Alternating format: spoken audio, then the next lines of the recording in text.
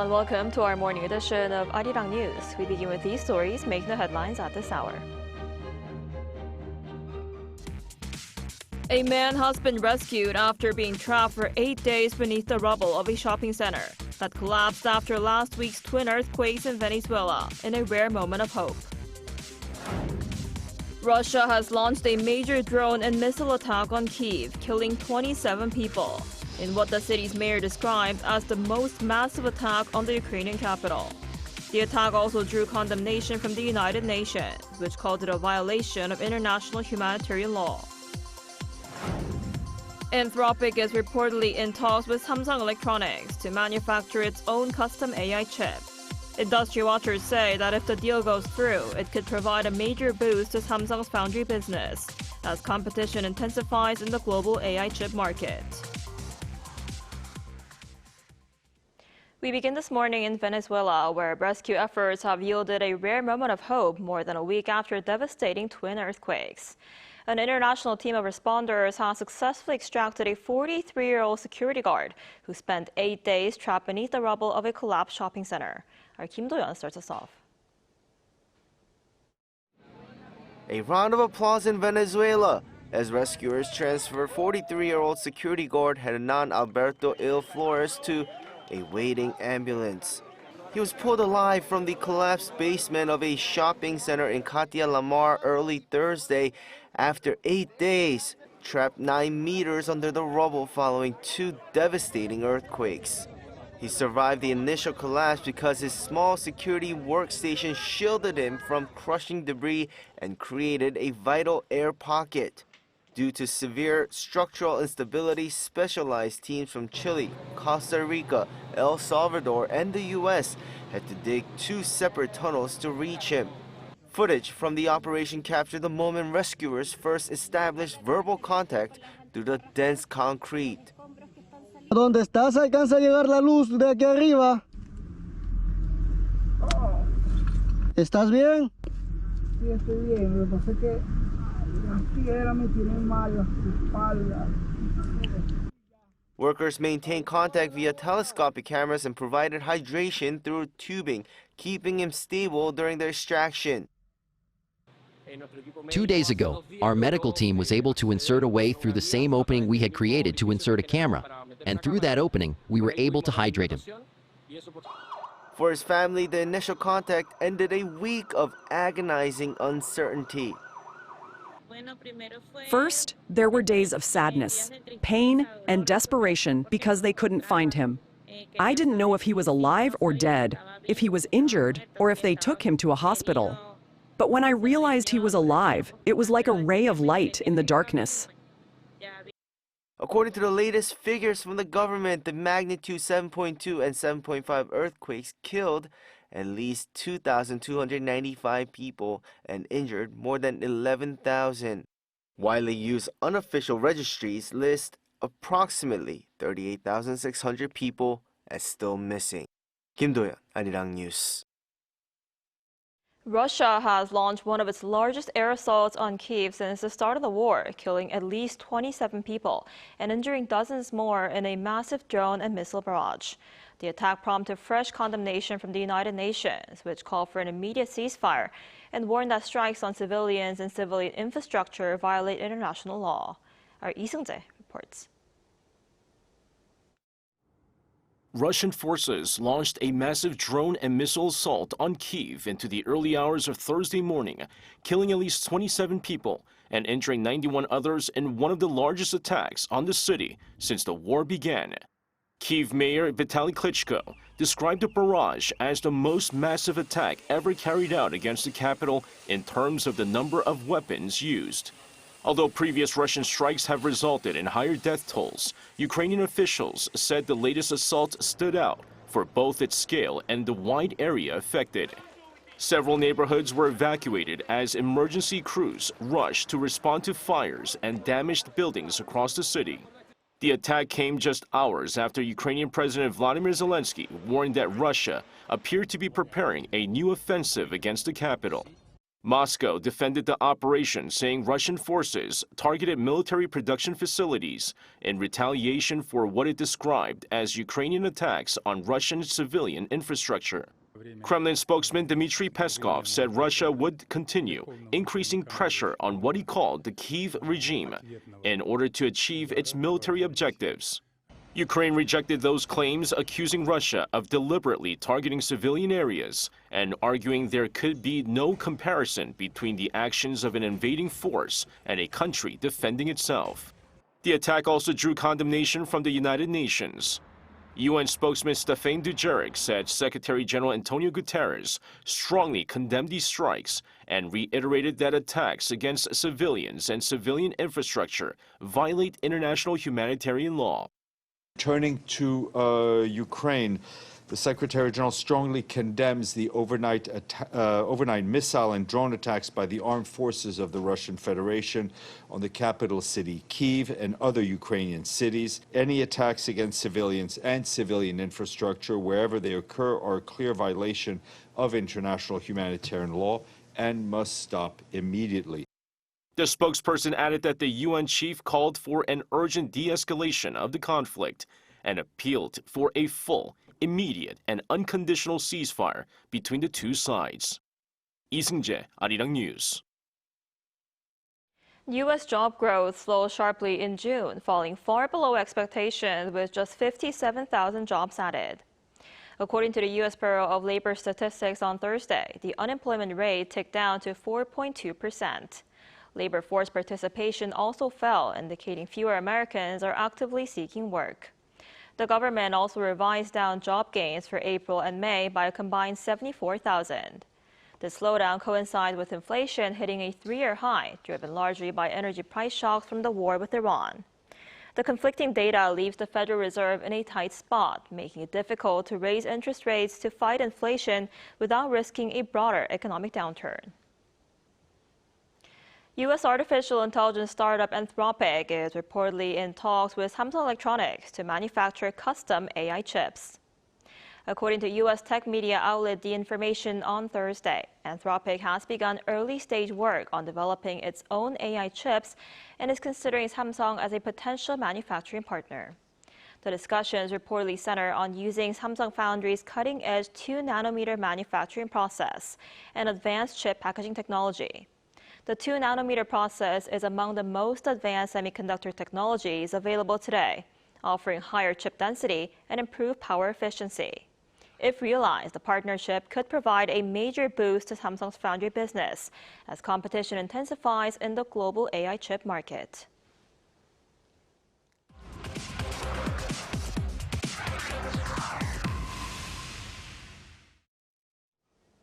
Earlier this week, the Korean government and the country's leading chip makers unveiled massive investment plans to build chip clusters and AI data centers aimed at solidifying its status as a global artificial intelligence powerhouse. For more on this, we're joined today by Dr. Park Ju-young, professor at the Graduate School of Cultural Technology at the Korea Advanced Institute of Science and Technology. Professor Park, thanks for coming on today. Hi, thanks for having me on. So this plan has raised concerns over electricity demand, with estimates suggesting the country would need the equivalent of 20 new nuclear reactors by 2040. What's your take on this? Yeah, so that number 20 comes from the 28 gigawatts considered necessary by 2040. And to take things into perspective, that is more than 5 times the entire metropolitan city of Seoul consumes. So it's a very serious and important issue. Now let us look at what's happening with the Yongin cluster that is currently being built with the goals of completion in 2027 and 2042. So Yongin will require about 15 gigawatts by its completion, but now only 12 have been secured, meaning there are continued challenges, and this tentative Honam cluster calls for even more. Now, in addition to the sheer scale of power necessary for the industry, semiconductor manufacturing is such a delicate, precise process that requires an absolute stable power supply. So when the government is talking about using renewable energy sources like solar power from the area, experts are immediately sensing a huge challenge because solar power and many renewable sources really cannot compare with other sources like nuclear as far as stability goes. At night, when it's cloudy, the power generation takes a dip, and you don't want that for semiconductor manufacturing. So there are proposed solutions like giant power banks called ESSs, but they have their own issues. And so people are thinking that maybe renewables, more traditional ways of power generation is necessary. But remember that this government actually has been going on a rather different direction as far as nuclear is concerned. And the question is, will they be willing to change their positions for the Honam cluster? And so expect a lot of debate going forward. Right, right. And another challenge is the massive amount of water the project will require. And given these demands, is building AI infrastructure in the Southwest region a realistic plan? Yeah, so also water is another resource that is crucial for the fabrication. And even here, there are some criticisms and worries that the government did not initially provide a realistic plan to supply the water that is needed, more than vague promises and rather optimistic prospects. And they're not really helping themselves at this moment because initially the government guaranteed that somehow 1 million additional tons of water could be supplied from the area. But just a couple of days later, they lowered the number to 0.65. So there are really questions if you really look into it. So what does all this mean also with the power, right? So, well, technology is often the solution to problems. So it remains to be seen what kind of ingenuity or large-scale infrastructure plans can be pulled out of people's brains to solve these problems. But at this point, again, there are valid reasons to question whether the goals are realistic, both technologically and economically. And again, would the government be able to or willing to change their directions regarding waterway projects? Because traditionally, they have been against it. So whether they will change their minds quickly enough and in a substantial way, we'll also have to see. Right. And a lot of attention is also on how these companies and the Korean government will attract researchers and skilled workers to the country's southwestern regions instead of the capital area. What will it take to make that happen?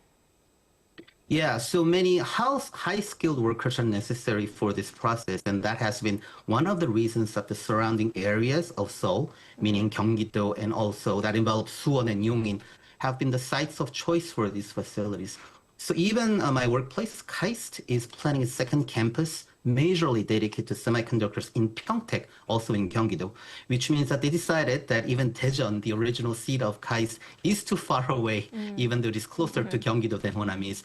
So with that in mind, we also have to acknowledge that Honam has its own prestigious science universities like the Gwangju Institute of Science and Technology and Kentech. So educating the talent may be feasible, but to attract talent, you need to make the area attractive in many other ways too, because when you're highly skilled, it's not just a job or just about the housing, right? You want a certain level of quality of life. And undoubtedly, for those who like urban settings, Seoul and Gyeonggi-do, again, are not really easy to compete with. So it's about the culture and things like good schools necessary to sustain a family life in the long term for the highly educated. And so the question is, can they get those ready in time? And I think this may be the toughest task yet, since it's not a fixed design issue like semiconductor facilities, as expensive as they are. It's about the way of life that may be even more complex and may take longer time to develop. I see. And before I let you go, some analysts also argue that Korea is focused on sustaining the current semiconductor boom while China and Taiwan have been investing in the next generation of technologies for years. What do you think is needed to ensure the plan's long-term success?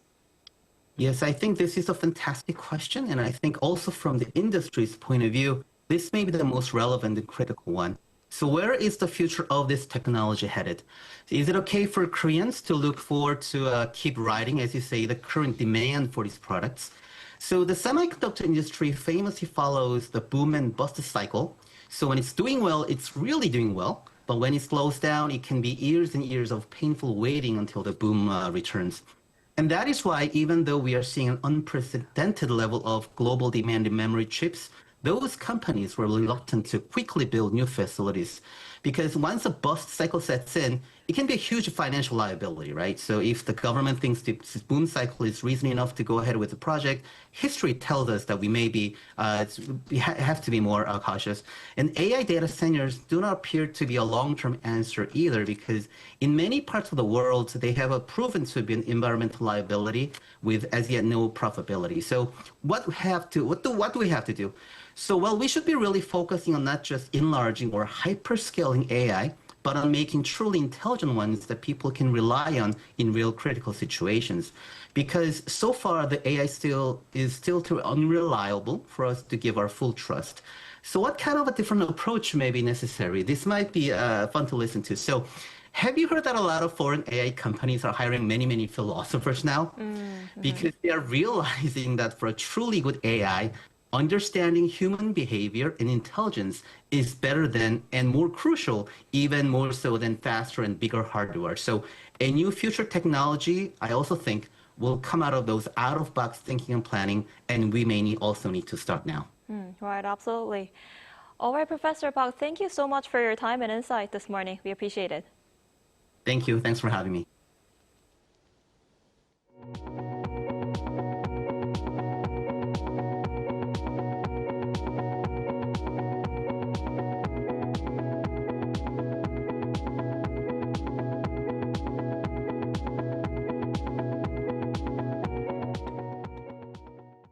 A traditional toy market in Seoul is drawing an unexpected crowd these days as sensory toys are gaining popularity among young adults as a simple way to relax and relieve stress. Our Cho Young-in takes us there. This is Changsindong Toy Street, home to Korea's largest toy market with more than 100 stores. Here's a closer look to what's drawing so many young adults here. It's a weekday morning, yet crowds of people are lining up outside toy stores in Seoul. But these aren't parents shopping for their children. They're young adults searching for 말랑이, soft, squishy, sensory toys that have become the latest trend. From squishy toys and wax-coated stress balls to clickable keycap keyrings, sensory toys are rapidly gaining popularity among people in their 20s and 30s. This soap-shaped one is the most popular. When you squeeze it, it makes a satisfying sound, and there are tiny bead-like pieces inside. It's a mix of slime and clay, so it has a really nice texture. Compared to the basic ones, it feels better, makes better popping sounds, and helps relieve a lot more stress. I kept seeing them all over Instagram, so I wanted to try one myself. My older sister buys them, and so do all my friends. After making one together with them, I thought, I should get one too. These tactile items are now being embraced as a fun way to relieve stress and satisfy the growing demand for daily comfort. Stationery store owners say the trend has breathed new life into the neighborhood, bringing a steady stream of visitors to the market. There was a time when the market had almost no customers, as schools now purchase most of the stationery through suppliers. But as the market for these toys grew, more customers came, and the street has become lively again. Experts say the craze reflects the growing popularity of sensory consumption, a lifestyle centered on small purchases that provide emotional comfort. Handling toys like these can help slow down the rapid pace of psychological stimulation people experience in everyday life. That process can relieve stress and provide a sense of emotional stability and healing, which is why so many young people are drawn to them. Easy to carry and affordable, these toys not only deliver immediate satisfaction, but also shared experience among young adults. Cho Young-in, Arirang News. One of Asia's premier genre film festivals is marking a major milestone this year, from honoring the cinematic legacy and exploring the next generation of filmmaking. The Bucheon International Fantastic Film Festival celebrates its 30th anniversary. Our Shin So-won reports. The red carpet rolls out to applause as cameras flash and cheers fill the air. Marking its 30th anniversary, the Bucheon International Fantastic Film Festival transforms into the center of cinematic imagination, attracting international fans and acclaimed film icons. One of the standout stars, Chinese actress Fan Bingbing, embodied this year's chameleon-inspired festival theme in a striking black and white gown, symbolizing the festival's 3 decades of reinvention. Joining her was French screen legend Isabelle Huppert, a 2-time Cannes Best Actress winner and former Cannes jury president. This year's festival is the largest ever, with 321 films from 50 countries. The opening film, Blades of the Guardians, a martial arts epic by Yuan Woo-ping, revives the raw physicality of classical Xia through real stunt work rather than CGI. As part of the 30th anniversary celebrations, BIFAN launched the Asian Genre Film 99, a 3-year project that showcases landmark works and invites audiences to reflect on how Asian movies have evolved alongside society and culture. As part of the project, BIFAN has also selected the work of 11 female filmmakers to highlight the contribution of women in an industry dominated by male directors. Being here at the festival reminds me that films can change people's perspectives. They have the power to touch lives and even change them. Expanding beyond the theater, the neighborhood cinema programs bring free screenings, audience talks, and accessible community spaces across Bucheon. At the center, the fantastic portal is filled with handwritten dreams and messages from guests, emphasizing an interactive journey from the cinema's past to its future. I'm proud that Bucheon hosts this event every year. The festival atmosphere makes watching films here a completely different experience from a regular movie theater.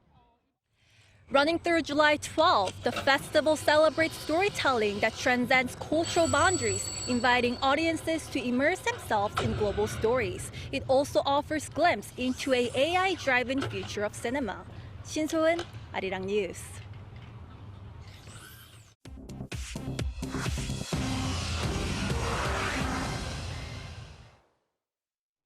Good morning, I'm Choo Ji-hyun, and this is The World Now. In the Democratic Republic of Congo, the first patient has been enrolled in a treatment trial for the Bundibugyo Ebola outbreak. The World Health Organization said on Thursday that the trial will test an experimental antibody drug from MAP Biopharmaceutical both on its own and alongside Gilead's antiviral drug Remdesivir. 1,000 patients will be enrolled over the coming months. There are no approved vaccines or treatments for the Bundibugyo strain, which has now caused more than 1,400 cases and 438 deaths. Treatment capacity has also been expanded to 650 beds, about 96% of them occupied. 9 Buddhist monks were killed and several others injured on Thursday when an 11-year-old boy driving his parents' pickup truck crashed into their procession in northeastern Thailand. Police said a group of 35 monks and 5 followers were walking along a road in Mukdahan province on a pilgrimage when the truck struck them. 5 monks died at the scene and 4 more later in hospital. Police said the boy took the vehicle without permission and lost control, and that preliminary information indicated he is a child with special needs. 3 monks remain in critical condition. In the U.S., President Trump has promised to deliver a long speech for the July 4th celebrations, despite forecasts of extreme heat, as the U.S. marks the 250th anniversary of the signing of the Declaration of Independence. Trump said Wednesday temperatures would reach around 107 degrees, but that he would give lengthy remarks to show that he can do anything. Trump's speech is set to begin late in the evening when temperatures will have eased. Organizers say fireworks launched from 10 sites will be the largest display in history.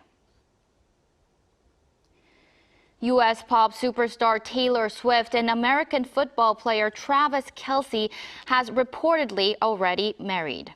Amid preparations for an expected wedding celebration at New York's Madison Square Garden, the New York Post reported on Thursday that the couple had already exchanged vows before a small group of loved ones. The outlet did not say when or where, and Taylor Swift's publicist did not respond to a request for comment. The union, dubbed America's Royal Wedding, is one of the most anticipated celebrity weddings of the century.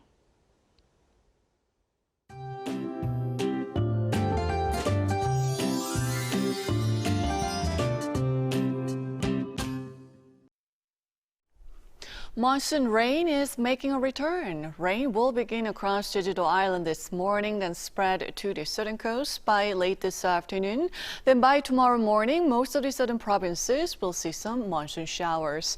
Jeju and most of the southern coast could see 20 to 80 millimeters into Saturday.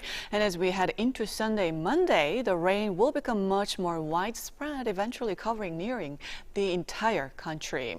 Before the monsoon rain fully arrives, scattered showers will pop up across inland areas with 5 to 40 millimeters expected along with thunderstorms. And this afternoon, Seoul gets up to 30 degrees. Daegu and Gwangju will make it to 29. But with lots of clouds overhead, the air should feel muggy and uncomfortable. The rainy pattern becomes much more active next week and mornings will get much warmer.